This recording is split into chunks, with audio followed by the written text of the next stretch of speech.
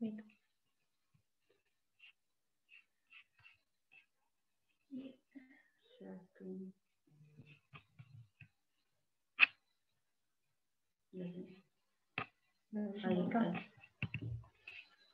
cortó.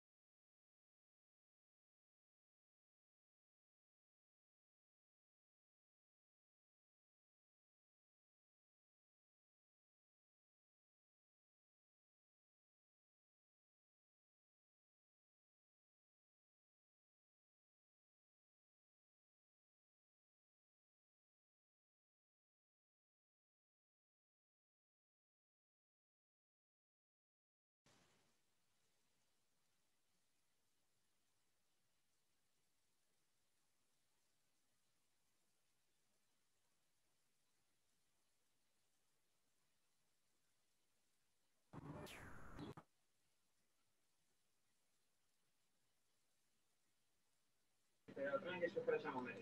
Estaba esperando que se no para la tarde. Ah.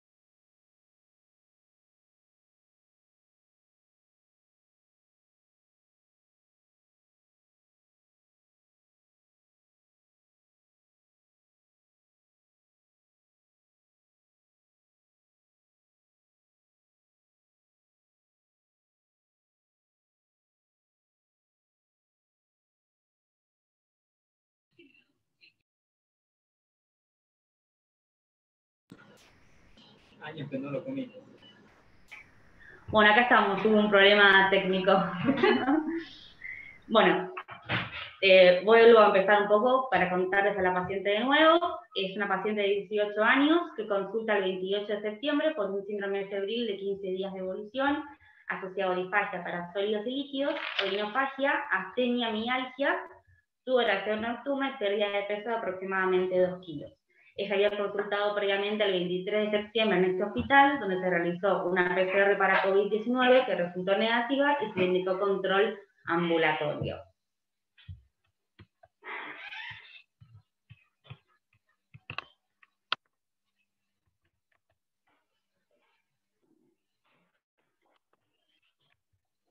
Bueno, en base a lo que le contamos un poquito recién, ¿qué otros datos de la anamnesis y el examen físico?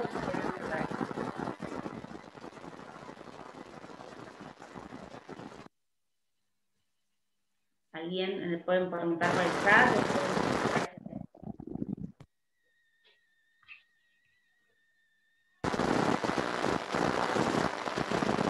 Va a servir antecedentes previos, antecedentes personales. Sí, unidad 3, ¿puedes silenciar el micrófono? Examen físico, clínica respiratoria, episodios previos similares, antecedentes personales. Bien, perfecto.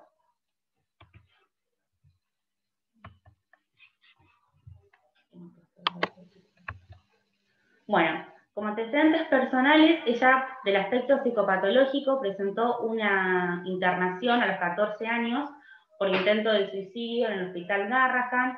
Comenzó seguimiento por psicología, pero de manera irregular, hasta que finalmente lo discontinuó. Con respecto al consumo de sustancias, la paciente comenzó a fumar hace aproximadamente 3 años, primero de manera intermitente y ahora fuma aproximadamente 2 a 3 cigarrillos por día. En cuanto a su escolaridad, finalizó el secundario en 2019, aunque hubo 3 materias de la escuela, pero empezó el CBC para filosofía este año. En cuanto a su desarrollo puberal, tuvo su menarca a los 12 años y su fecha última de menstruación había sido a comienzos de septiembre. ¿Y creen que me olvido de algo más? ¿De preguntarle o de contarle? A ver, chat. Inicio de relaciones sexuales. Muy bien. Método anticonceptivo no utiliza. Inicio de relaciones sexuales a los 14 años.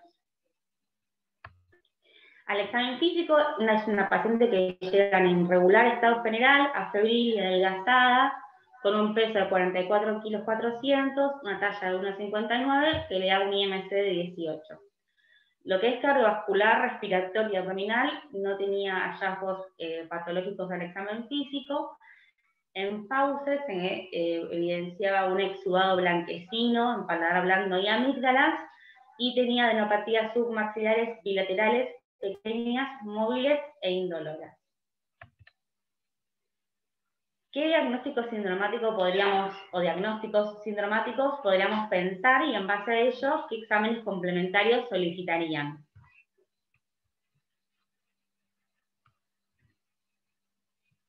A ver. Bien. Síndrome febril prolongado, síndrome mononucleosiforme. Bien. Febril prolongado, mononucleosiforme. Síndrome de impregnación, strep-test, perfecto. Bárbaro. Bueno, nosotras en la unidad también pensamos en un síndrome febril prolongado.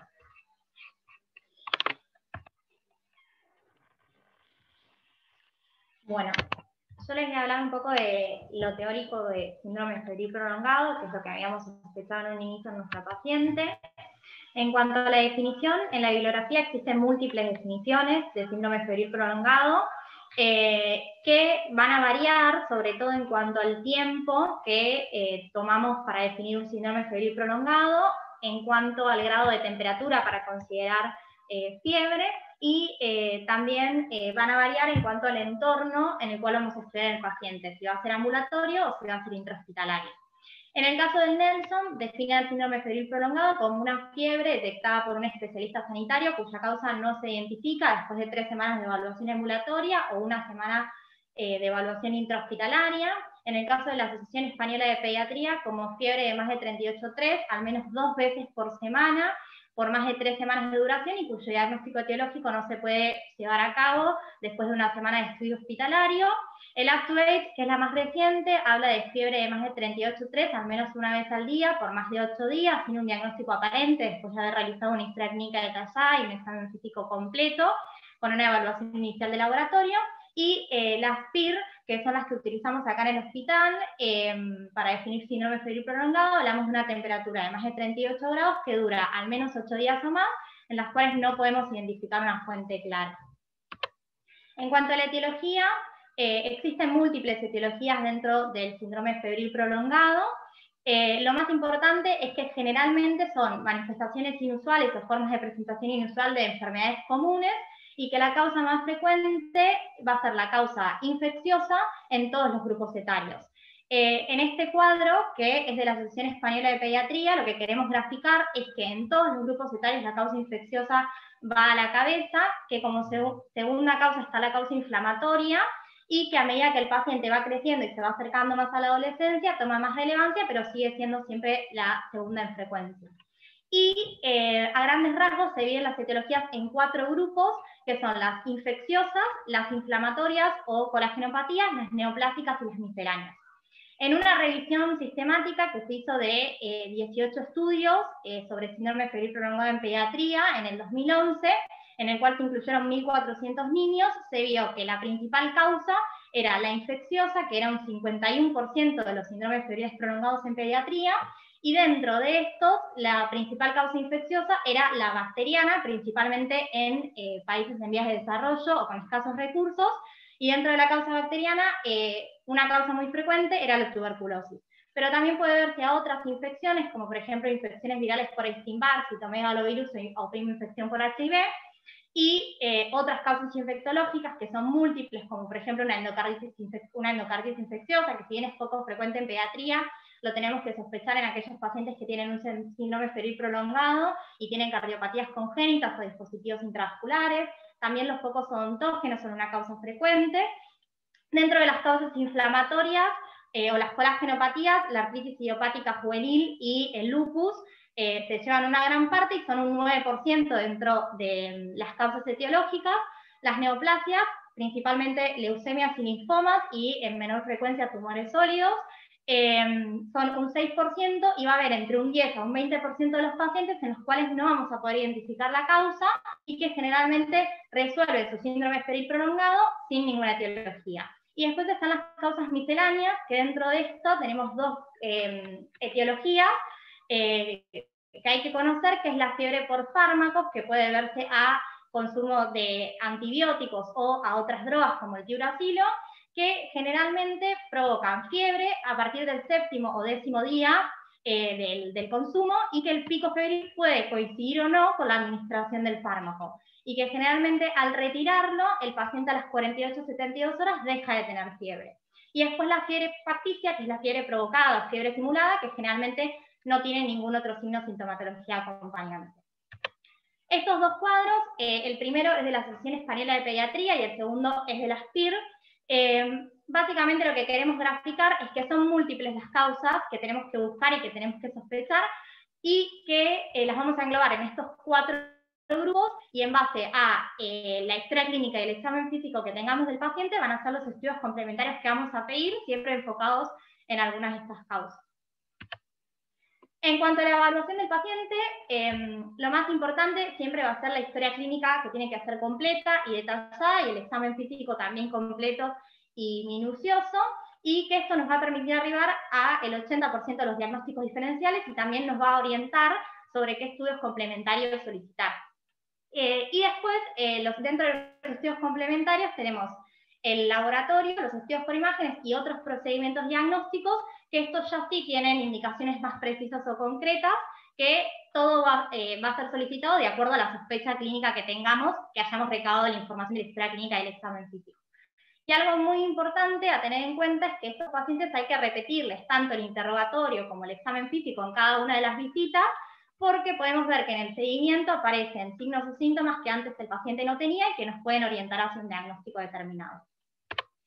Dentro de la historia clínica, una de las cosas importantes es documentar que el paciente existe esta fiebre, preguntarle a los padres cuál es el concepto de fiebre que tienen ellos para ver si coincide con el concepto médico de fiebre, con qué tomaron la temperatura, si fue con un termómetro o no, porque también muchas veces pasa que los padres solamente piensan que el niño tiene fiebre porque los notan con aumento de la temperatura digamos, por la palpación, pero no porque lo hayan tomado con un termómetro.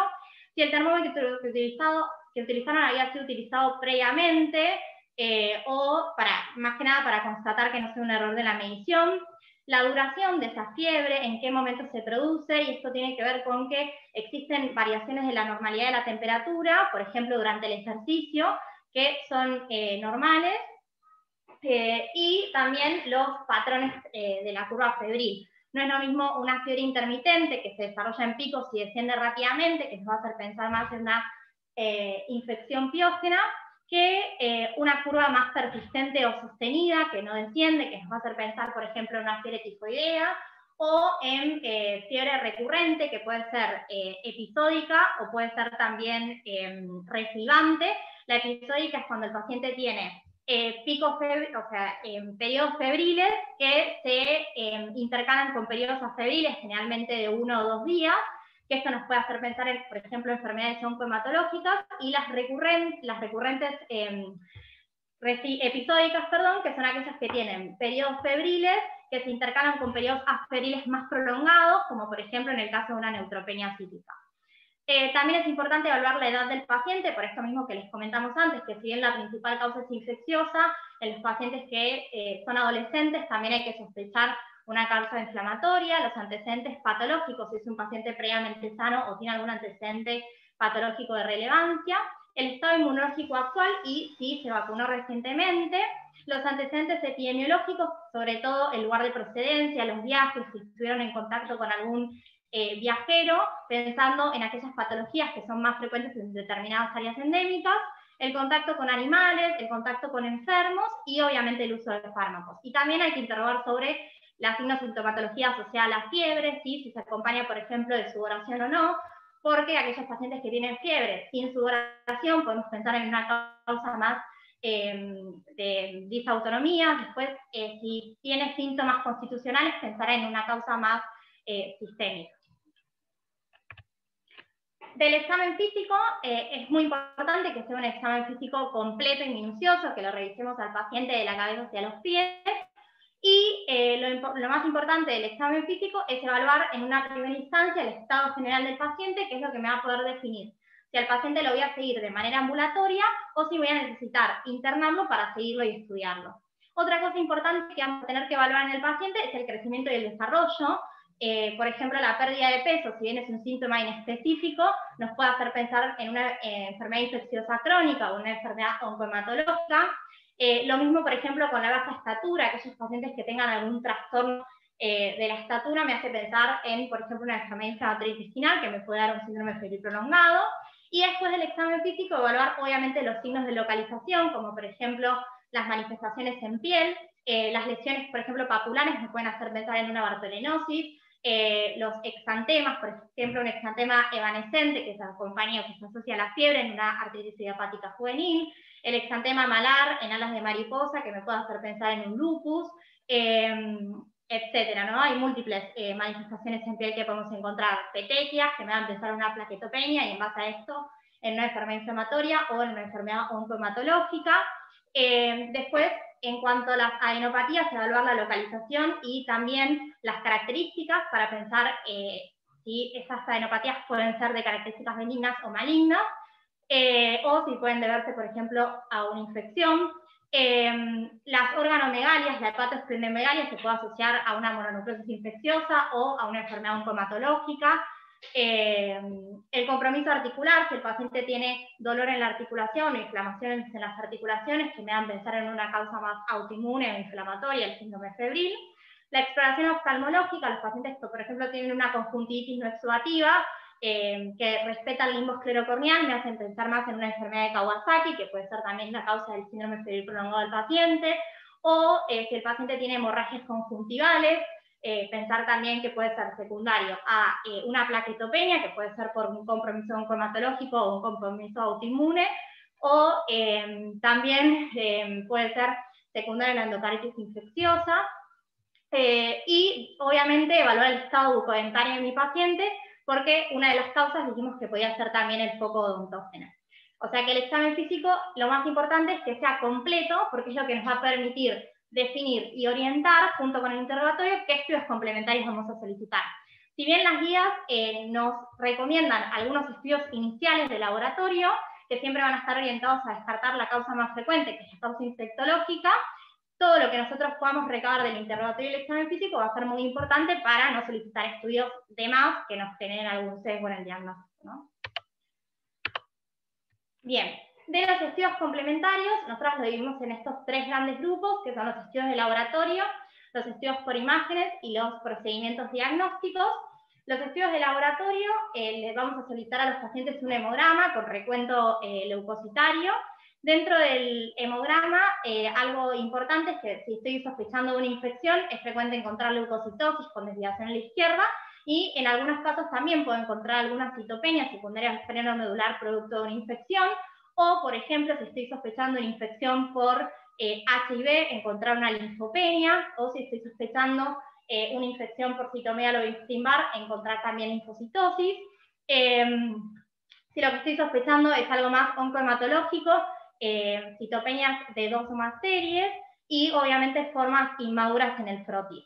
En cuanto a los reactantes de fase aguda, se suelen solicitar eritrosedimentación y PCR, que si bien ambos son marcadores inespecíficos de inflamación, nos pueden orientar, si están aumentados, hacia una causa más inflamatoria e infectológica y alejarnos un poco de las fiebres facticias, y si están normales, igualmente no nos descartan ni la causa infecciosa ni la causa inflamatoria. Y algo que es importante a tener en cuenta es que aquellos pacientes que han sido tratados con gamma-globulina, el seguimiento lo vamos a hacer con la PCR y no con la eritrosedimentación porque pueden estar aumentadas. Otra cosa que podemos solicitar en estos pacientes es una orina completa, que obviamente los hallazgos de piuria, bacteriuria, nos pueden hacer pensar en una infección del tracto urinario o la presencia de una piuria estéril en un síndrome de Kawasaki o una infección intraabdominal. Un orocultivo para descartar infección del tracto urinario, que también es una causa frecuente de síndrome febril prolongado. Una PPD, sobre todo en nuestro medio epidemiológico, para pensar en tuberculosis. Hemocultivos por 2 para descartar bacteriemia, que también puede ser causa de un síndrome febril prolongado, y serologías, que pueden ser serologías virales o serologías parasitarias, según lo que vayamos recabando de del interrogatorio y el examen físico. Dentro de las imágenes, la radiografía de tórax está recomendada si el paciente tiene signos o síntomas respiratorios, o si sospecho de un debut oncohematológico para buscar ensanchamiento mediastinal, y la ecografía abdominal también si el paciente tiene organomegalias o síntomas gastrointestinales. Siempre se prefiere la ecografía abdominal frente a la TAC y la resonancia porque es un método menos invasivo y obviamente menos costoso. Y otra cosa que podemos solicitar en estos pacientes, sobre todo en aquellos que sospechamos una endocarditis infecciosa, es un ecocardiograma en búsqueda de vegetación. Y los otros procedimientos diagnósticos que van a ser la punción aspiración de médula ósea, la biopsia ganglionar, la broncoscopía, la mediastinoscopía y la laparoscopía, son procedimientos que tienen indicaciones más precisas y concretas y que obviamente no se los vamos a solicitar a todos los pacientes. Bueno, este cuadro, que es de la Asociación Española de Pediatría, nos pareció que estaba muy bueno mostrarlo, porque lo que básicamente te resume son en 3 pasos las pruebas diagnósticas que vamos a ir solicitando. Y dentro de las pruebas diagnósticas iniciales, las que ya nombré, que son hemograma, restantes de fase aguda, función hepática, función renal y hemocultivos, urocultivos, ecoabdominal y la serología. En cuanto al manejo, la mayoría de los pacientes van a ser de manejo ambulatorio, pero existen determinadas situaciones que van a necesitar de que sigamos o estudiemos al paciente de forma hospitalizada, que es cuando el paciente está en regular o mal estado general, si tiene síntomas progresivos o deterioro clínico, cuando sospecha un síndrome de Munchausen por poderes, o en aquellos pacientes que por causa social no puedan acceder al hospital para seguirse de manera ambulatoria. Y en cuanto al tratamiento, obviamente lo prioritario de estos pacientes es su confort y se le pueden administrar antiepiréticos para que el paciente se sienta mejor, pero lo primero que vamos a hacer es, si el paciente tiene o consume fármacos no esenciales, va a ser suspenderlo. En cuanto a la antibiótico terapia, no está recomendado el uso empírico de antibiótico terapia en los pacientes con síndrome febril prolongado, sino que se indican frente a situaciones concretas. Por ejemplo, en aquellos pacientes que tengan una alta sospecha por clínica o estudios complementarios de una infección bacteriana, cuando sospecha por clínica o epidemiología de una tuberculosis, o en aquellos pacientes que tienen enfermedades crónicas con alto riesgo de infección bacteriana severa, como una inmunosupresión o una HIV positiva. En cuanto al tratamiento antiinflamatorio, lo vamos a instaurar si sospechamos de una enfermedad inflamatoria o autoinmune, como por ejemplo en el caso de la artritis idiopática juvenil, donde podemos instaurar tratamiento con pulsos de metilprednisolona, y en cuanto al tratamiento con la gamma-globulina, lo vamos a instaurar si sospechamos, por ejemplo, una enfermedad de Kawasaki. Bueno. En base a todo lo que charlamos recién y teniendo esta sospecha de un síndrome febril prolongado, nosotros le pedimos varios estudios a nuestra paciente. Primero una PCR para COVID, que fue negativa. Le pedimos un laboratorio que tenía 7.000 blancos con una fórmula desviada a la izquierda, una anemia normocítica normoclónica y plaquetas dentro de límites normales. De la química, la verdad que no había nada para destacar, salvo la PCR de 70 y el coagulograma estaba también dentro de límites normales. Le pedimos una radiografía de tórax que evidencia una infiltrada intersticial bilateral, una ecografía abdominal dentro de límites normales, una orina completa normal y un urocultivo que vino contaminado. Le hicimos un hisopado de fauces para gérmenes comunes que informó flora habitual, serología para Bartonella negativa y BRL negativa. ¿Creen que me faltó algo más solicitarle a la paciente? algo. Creo que entra. La visión. De la boca, serología. Sí. Bueno, muy bien.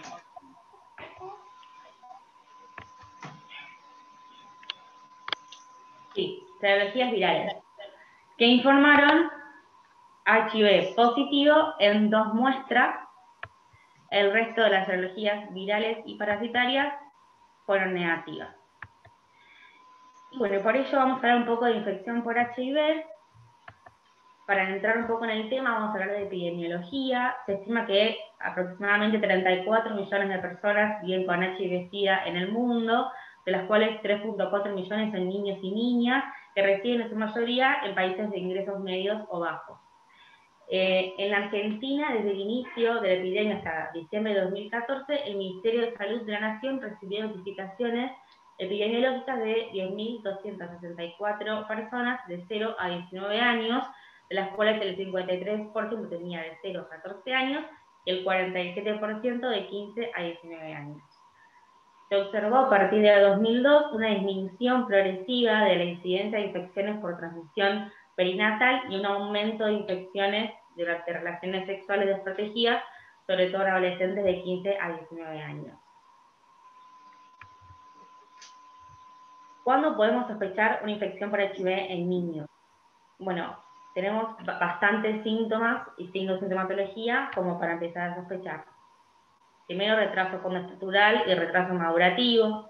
Si encontramos una linfadenopatía persistente, hepato y esplenomegalia, infección bacteriana recurrente, un síndrome febril prolongado, herpes zóster recurrente o que afecte más de una metámera, diarrea crónica, candidiasis orofaringia, hipertrofia parotídea prolongada y recurrente, y también, por ejemplo, dermatitis seborreica grave.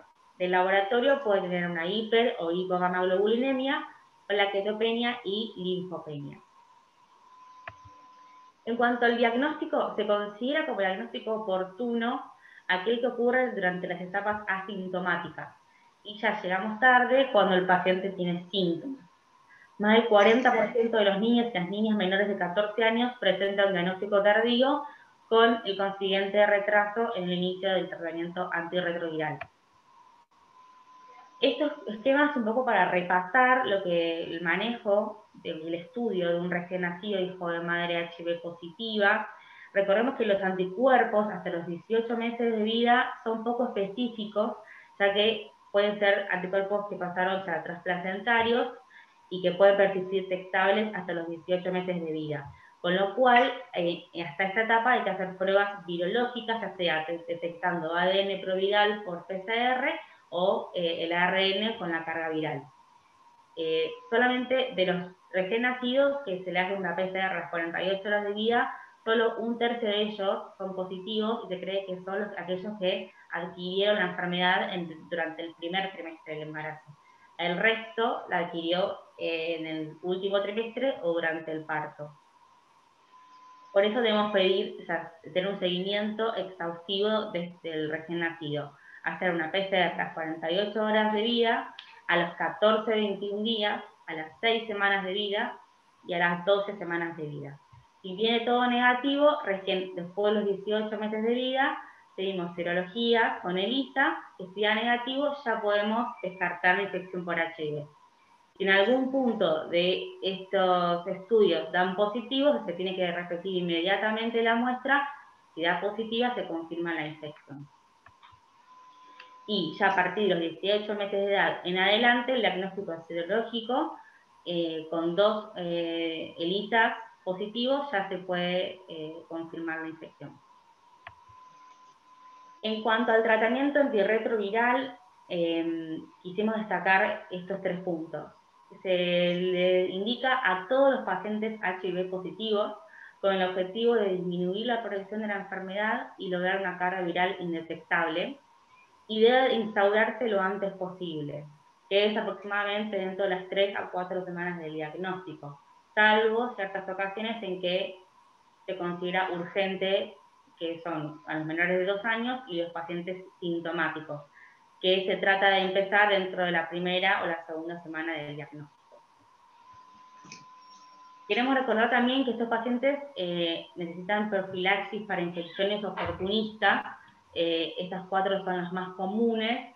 Pues tenemos la neumocistis girovesis, que a los lactantes deben instaurarse la profilaxis a todos, pero a partir recién de las 4 a 6 semanas de vida por su patotoxicidad. Y luego va a depender del recuento de CD4 y se utiliza TNF. Para tuberculosis se indican todas las edades con una PP de mayor a 5 milímetros o con un contacto con paciente bacilífero y se realiza con isoniazida. Para micobacterias atípicas va a depender también del recuento de CD4 y se realiza con acitromicina, y la toxoplasmosis se indica en todas las edades con una IgG positiva para toxo, con la inmunosupresión severa que va a depender del recuento también de CD4 y también se realiza con TNF. En cuanto al seguimiento de estos pacientes tiene que ser minucioso, ¿sí? Con una evaluación del crecimiento, el desarrollo y la nutrición, evaluación del compromiso orgánico, es decir, un examen físico bien exhaustivo de piel, sistema respiratorio, cardiovascular, aparato linfoganglionar, pesquisar visceromegalias, sistema nervioso central, es decir, bien completo. Prevención de infecciones oportunistas según clínica y CD4, como vimos recién. Es muy importante evaluar la adherencia y tolerancia al tratamiento antirretroviral. También una evaluación de laboratorio que va a depender de la edad y la clínica, pero que a grandes rasgos se solicitan hemograma, hepatograma con función renal, lipidograma, proteinograma, carga viral y recuento de CD4. También hay que solicitar serologías, que se realiza primero una evaluación inicial y se va a repetir en casos de inmunosupresión severa o de síntomas. Hay que tener un basal con BDRL, toxoplasmosis, Chagas, hepatitis C, hepatitis B y citomegalovirus. Tener en cuenta que niños que tengan serologías negativas para toxoplasmosis se debe repetir una vez al año, y en niños con IgG positiva para citomegalovirus deben realizar controles oftalmológicos si presentan inmunosupresión grave por el riesgo de retinitis. Esto también es muy importante, controlar la vacunación, que cada consulta sea una posibilidad de chequear el carnet y completarlo, ¿sí? Tener en cuenta que ahora se acaba de agregar la Bexsero para este grupo de pacientes y que si bien son inmunosuprimidos, se puede valorar vacunar a virus vivos atenuados según el recuento de CD4. También es importante el soporte psicosocial al niño y su familia y el apoyo en la escolarización, realizar controles neurológicos, cardiológicos y nutricionales una vez al año y un control odontológico. Acá nos pareció también importante, para cerrar un poco, qué hacer con un paciente HIV positivo que viene a la guardia con un síndrome febril. No existe un score de riesgo validado para, digamos, evaluar a estos pacientes, pero sí ya sabemos que tienen mayor riesgo de tener una enfermedad invasiva grave, con lo cual hay que tener en cuenta ciertas variables. Por ejemplo, la afectación inmunológica. Tenemos que saber en el estadio clínico e inmunológico del paciente y sus antecedentes patológicos. Tenemos que saber el último recuento de CD4 para tratar de pensar qué infecciones oportunistas podría llegar a tener el paciente. Una última carga viral para saber si la enfermedad está controlada y si está recibiendo o no el tratamiento antirretroviral. Otro punto importante es la temperatura, ya que se ha demostrado que el riesgo de padecer bacteriemia oculta es mayor cuanto más alta es la temperatura, sobre todo si sobrepasa los 38,9. Después, el examen físico tiene que ser bien completo y minucioso para tratar de encontrar un foco y valorar el estado general y hemodinámico del paciente. Como estudios complementarios hay que pedir hemograma como básico, que lo que nos importa es el recuento total de glóbulos blancos, porque tienen una buena sensibilidad para predecir el riesgo de una infección invasiva severa. Con lo cual, si tenemos más de 15.000 blancos o menos de 5.000 blancos, ya tenemos riesgo. Y después pedimos una radiografía de tórax, que como estudio inicial nos sirve, ya que la neumonía es una de las infecciones graves más frecuentes en estos pacientes. Entonces, teniendo en cuenta todas estas variables que recién mencioné, podemos definir a un niño con mayor riesgo de presentar infección invasiva grave, aquel que tenga una inmunosupresión severa, un recuento de CD4 menor a 200 o menos del 15%, un paciente que no tenga tratamiento antirretroviral o tenga mala adherencia al mismo, fiebre más de 38,9, regular estado general con compromiso hemodinámico, signos de sepsis, recuento de glóbulos blancos mayor a 15.000 o menor a 5.000 y una radiografía de tórax patológica. Si el paciente tiene alguno de estos parámetros, la conducta es de internación, hemocultivos y ceftriaxona endovenoso. A las 48 horas con los cultivos se ajustará el antibiótico del tiempo de tratamiento, si es positivo, según el microorganismo. Si es negativo, se tratará de buscar otro foco. Si no tiene, se suspenden los antibióticos, ¿sí? Y si el paciente no tiene ninguno de estos signos de riesgo, se puede realizar observación y control clínico ambulatorio. Bueno, les queremos contar un poco cómo fue la evolución en nuestra unidad, ¿sí? La paciente ingresa el 1 de octubre y se le solicitan por esta placa que había venido con un infiltrado intersticial bilateral, una tomografía del tórax. Se realizan hemocultivos, filocultivos que dieron negativos, esputos que dieron también negativos, galactomananos negativos, ingresamos muestras para PCR de citomegalovirus y Epstein-Barr, aplicamos PPD que informó de 0 milímetros y pedimos poblaciones linfocitarias que informaron un recuento de CD4 del 5%, que para su hemograma con 7.000 blancos y 14% de linfocitos le da aproximadamente 49 células. La paciente ese día comienza con ceftriaxona empírica. Le realizamos también un hisopado de fauces para hongos, que dio positivo para Candida albicans, y comenzamos tratamiento con fluconazol. Luego, con la placa de tórax, interconsultamos con fisiología y les mostramos esta imagen. ¿Alguno se anima a describir un poco lo que ve, como puedan, con sus palabras? ¿Qué son bronquiectasias? Si era una colaboración, ¿Nadie? Bueno, yo les ayudo un poco, es medio complicado. La verdad lo que se ve es un compromiso intersticial bilateral, tiene áreas del vidrio esmerilado, a predominio del ápice pulmonar izquierdo. Esta imagen que se ve acá, que en un principio aparentaba una caverna, no lo es, debido a que tiene bordes irregulares, se ve bien el intersticial, y en su interior contiene parénquima pulmonar, lo cual no sucedería en una caverna que se vería bien negro, lleno de aire, ¿no? ¿Alguien está hablando por el chat?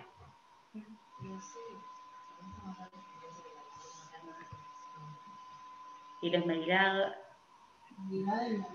Bien, perfecto. ¿Y a alguno se le ocurre posibles gérmenes que estén afectando el pulmón de esta paciente?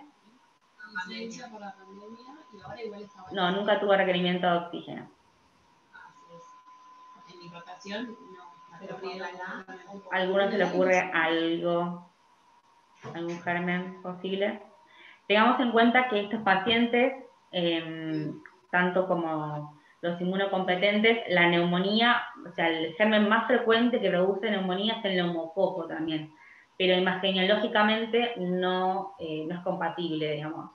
Entonces también empezamos a pensar en gérmenes oportunistas, como están diciendo, por ejemplo, neumocistis girovesis, tuberculosis, bacterias atípicas, histoplasma, citomegalovirus. Está muy bien. Perfecto. Bueno, seguimos. Consultamos con fisiología. La verdad es que las imágenes no son compatibles con la típica tuberculosis, pero por el inmunocompromiso severo y la fuerte asociación que tiene la HIV con la tuberculosis, se decidió comenzar el tratamiento con las 4 drogas de primera línea, realizar catastro familiar, que fue negativo, y bueno, ya teníamos los esputos y la PPD, todo negativo. De todas maneras, comenzó el tratamiento. El día 7 recibimos la PCR para citomegalo, que fue positiva con 3.700 copias, y justamente previa al inicio de los tubérculos estáticos, realizamos un fondo de ojo que evidenció lesiones retinianas en puntillado blanquecino, que asumimos como parte de la infección por citomegalovirus, y la paciente comenzó con ganciclovir. Esto es para recordar que los pacientes con HIV se categorizan según la clínica, según sus síntomas, y que nuestra paciente nosotros la categorizamos en la C con síntomas graves porque presentaba candidiasis esofágica y retinitis por citomegalovirus. En este caso no tenía pérdida de la visión, pero sí tenía las lesiones. Continuamos con su evolución. Ya al día 8 recibimos un laboratorio con pancitopenia y al día siguiente comienza con factores, pero al mismo tiempo recibimos una clínica con aumento de transaminasas asociado a una clínica con náuseas, vómitos y dolor abdominal, por lo cual decidimos suspender los antituberculostáticos y realizar un control clínico y un seguimiento por laboratorio. En las siguientes 48 horas la paciente evoluciona con el deterioro del sensorio y un lenguaje incomprensible, asociado a un laboratorio que informa un hemograma que continuaba pancitopénica y empeorado respecto a los previos, un coagulograma con un TP alterado y parámetros de inflamación muy elevados, una química con también elevación de la creatinina, de la bilirrubina, del ácido úrico, las transaminasas muy empeoradas y una PCR también de 70, con lo cual nos pusimos a pensar diagnósticos diferenciales, que repasando, tenemos una paciente con deterioro agudo del sensorio, con pancitopenia, hepatitis aguda, con insuficiencia renal aguda y aumento de los parámetros inflamatorios. ¿A alguien se le ocurre algo? Tiren lo que sea. Todos bienvenidos.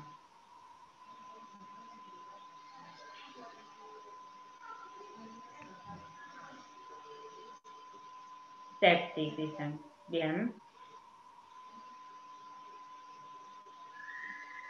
¿Algo más se les ocurre?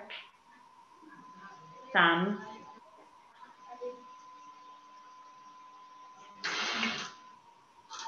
Y ya con esto me conformo, me ponen contenta. Listo. Entonces nosotros también pensamos en un grupo, o sea, pensamos en un síndrome inflamatorio multisistémico de causas, porque podía ser farmacológica, podía ser infectológica, tanto bacteriana, fúngica como viral, neoplástica, podía ser un linfoma no Hodgkin o neoplasia intersticial linfoide, o una linfocitosis hemofagocítica.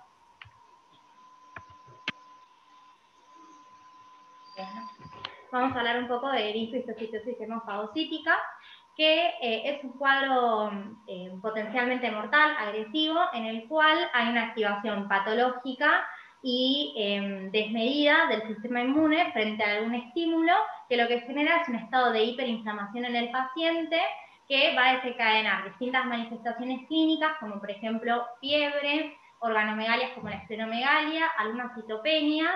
También puede desencadenar disminución de los triacilglicéridos y, aumento de los triacilglicéridos y disminución del fibrinógeno y hemofagocitosis en médula ósea o también en otros órganos que lo podemos encontrar en vaso, en hígado y en ganglios.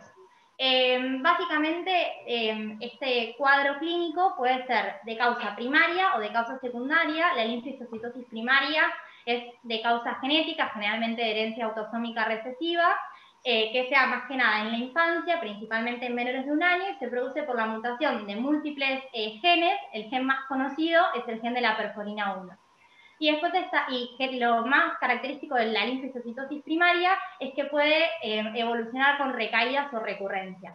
Mientras que la forma secundaria puede ser secundaria a infecciones, principalmente virales. Dentro de los virus, la familia Herpesviridae son los virus más frecuentes que causan linfocitosis hemofagocítica.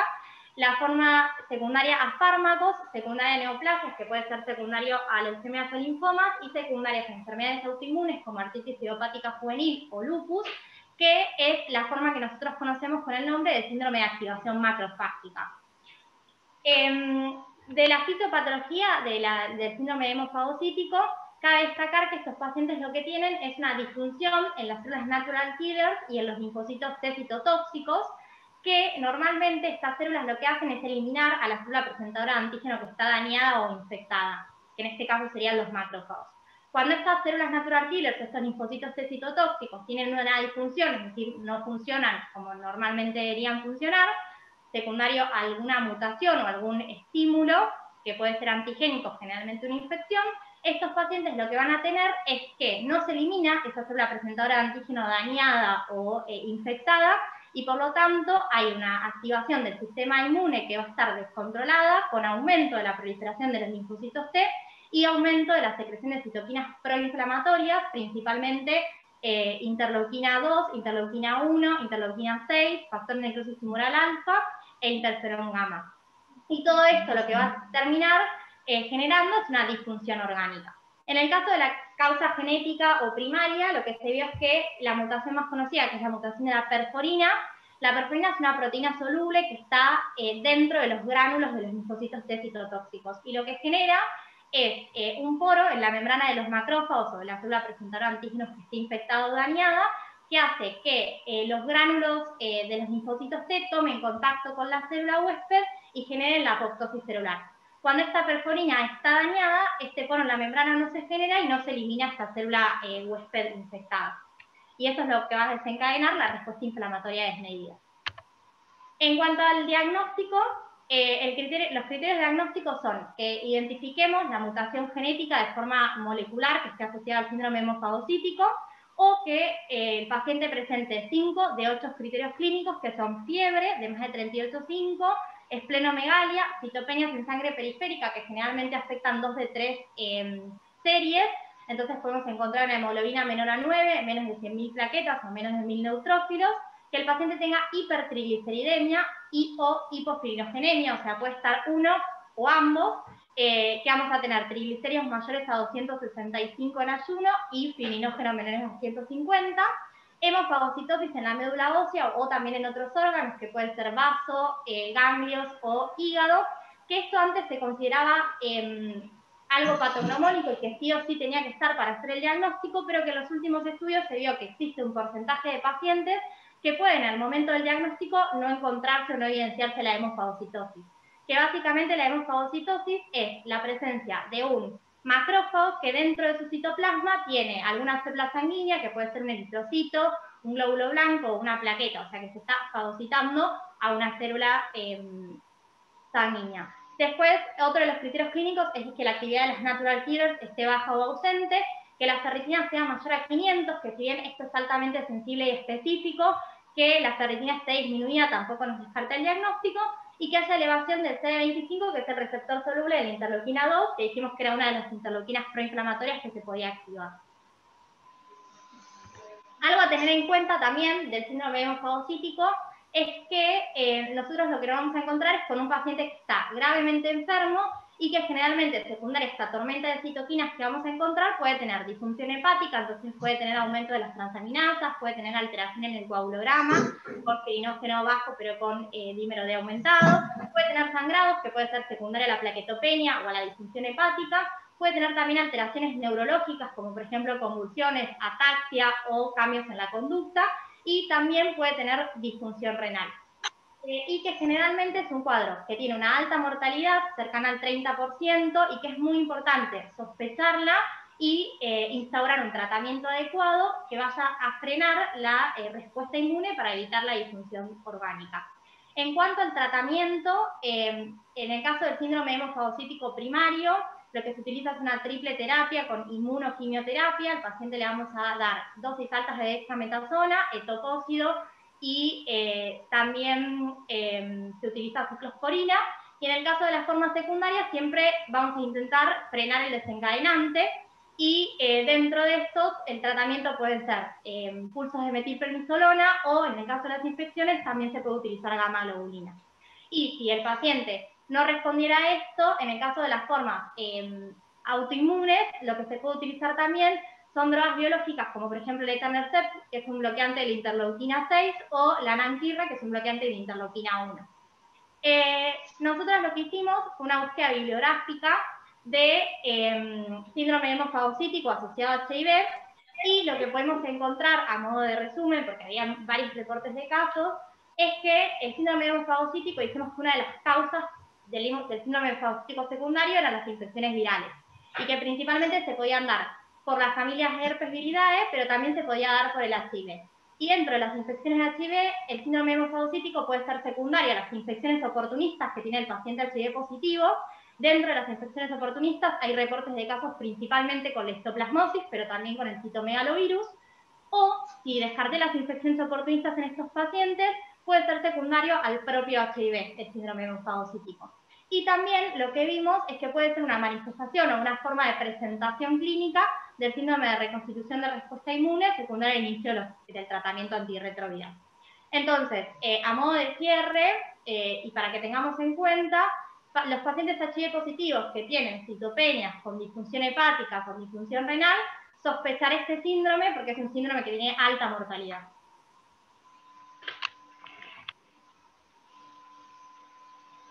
Bueno, entonces, nosotros como nos planteamos estos escenarios, digamos, los más graves para la paciente y actuamos en consecuencia.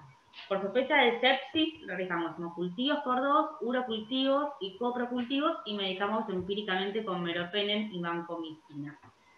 Por esta sospecha de linfocitosis hemofagocítica, realizamos un pasaje de gamma globulina a 2 gramos kilo, luego de lo cual la verdad que mejoró muchísimo los parámetros inflamatorios del laboratorio. Y sospechamos una insuficiencia hepática aguda fulminante, pero con 3 pasajes de vitamina K, el TP corrigió, mejoró los síntomas neurológicos y los parámetros del laboratorio también, con lo cual también se descartó. De todas formas, por el estado clínico de la paciente, ella pasó terapia intensiva, donde tuvo una convulsión tónico-clónica generalizada, que requirió impregnación con fenobarbital y una terapia de mantenimiento con leve tiracetam a 10 miligramos kilo día. Se realizó una tomografía del sistema nervioso central que se valoró como normal, se realizó punción lumbar con un citoquímico normal, serológico, cultivos y anatomía patológica negativos, y se medicó empíricamente con anfotericina B pensando en una posible criptococosis meningia. La paciente permaneció 4 días en terapia, no requirió RM ni inotrópicos, pero estuvo con medidas de sostén y con control químico estricto y antibiótico terapia. Por mejoría clínica, vuelve a nuestra unidad. Como resumen de la evolución, en la unidad 10, la paciente tiene diagnóstico de HIV por 12 listas positivos y en la carga viral pendiente. Tiene un recuento, tiene 5% de CD4 y la categorizamos en estadio SIDA con síntomas graves. Comenzó el tratamiento antirretroviral el día 3 de noviembre. Luego, en cuanto a la tomografía de tórax, la verdad es que no, imagenológicamente no quedaba claro qué tipo de germen podría ser, entonces necesitamos estudios directos. Entonces le hicimos un lavado broncoalveolar el día 20 de octubre, en el cual rescató, tanto en el líquido como en la anatomía patológica, una hemocitis girovesi. Y ya se encuentra en tratamiento con TMS a 20 miligramos kilodina. En cuanto a su infección por citomegalovirus, con su PCR positiva y ese fondo de ojo patológico, había comenzado a dar enciclovir a 10 miligramos kilodía, que recibió por 21 días y actualmente tiene carga viral negativa, con lo cual se suspendió. En cuanto a su insuficiencia renal aguda, que tuvo, la verdad, que clínica con edemas generalizados, que tenía esta creatinina alta, ya empezó con un filtrado glomerular de 35, que actualmente está mejorada con un filtrado de aproximadamente 52. Está con edema resuelto, no tiene clínica. Y en lo último que ella manifestó clínicamente fue intolerancia a la vía oral con una pérdida de peso de aproximadamente 10 kilos desde su ingreso, asociada a náuseas y vómitos. Se intentó colocar una sonda nasogástrica, pero fracasó el tratamiento, con lo cual le colocamos un catéter por función subclavio derecho y comenzó nutrición parenteral total para recuperación nutricional.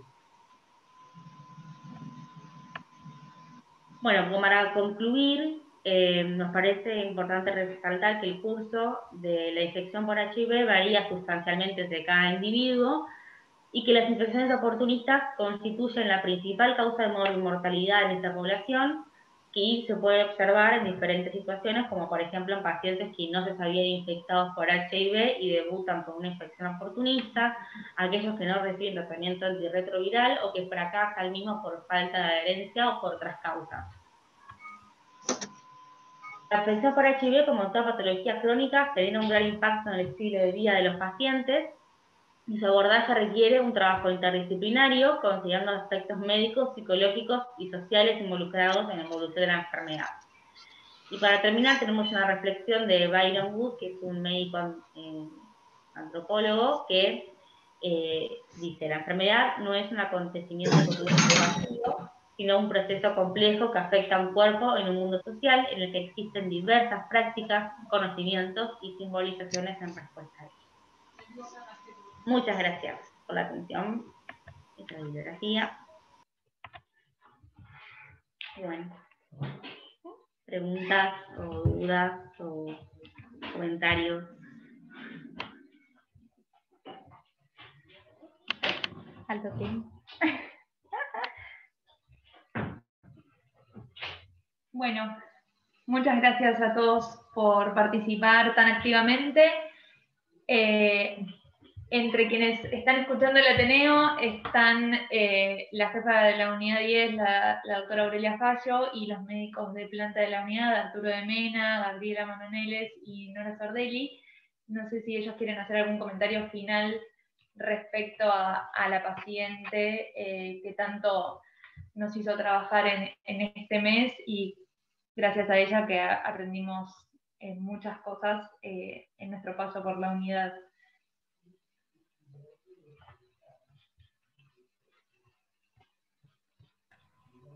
Bueno, antes que nada, felicitarlos a todos, excelente presentación.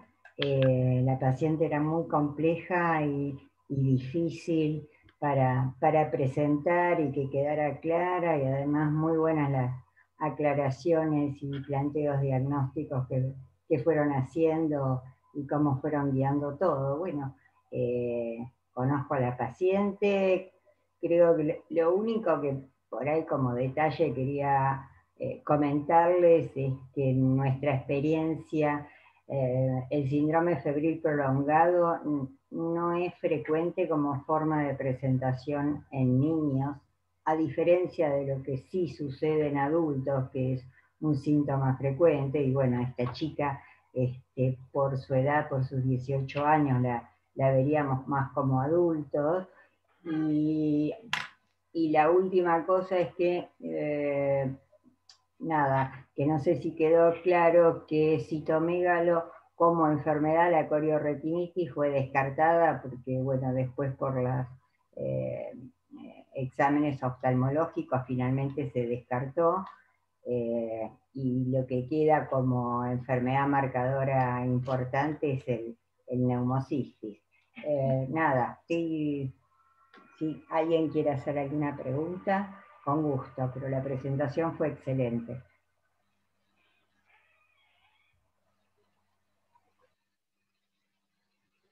Ahí preguntan, ¿la candidiasis esofágica se trata siempre empírico o no se hace endoscopía?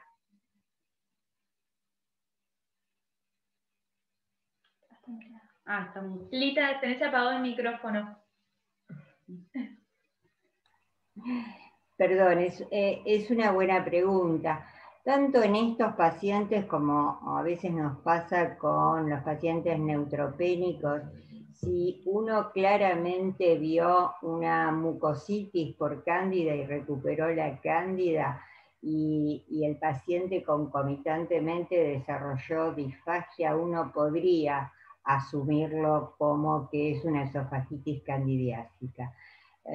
Por otro lado, es una marcadora frecuente, en HIV es más frecuente que la esofagitis por citomegalo o por herpes. Si uno se planteara algún tipo de duda, y sí, tendría que ir a la endoscopía y a la toma de muestras para biopsia y estudio de citomegalo o herpes, pero en general, por ser mucho más frecuente, digamos, la candidiásica, y encima, digamos, si tenía a nivel mucosa orofaringia, en general solemos empezar con tratamiento empírico con antifúngicos y ver evolución.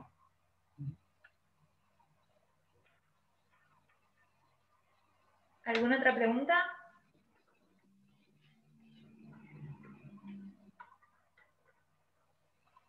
Bueno, muchas gracias a todos. Bueno, Gracias, Lita. Muchas gracias, Lisa. bendiciones. Hasta luego. Muchas gracias a todos.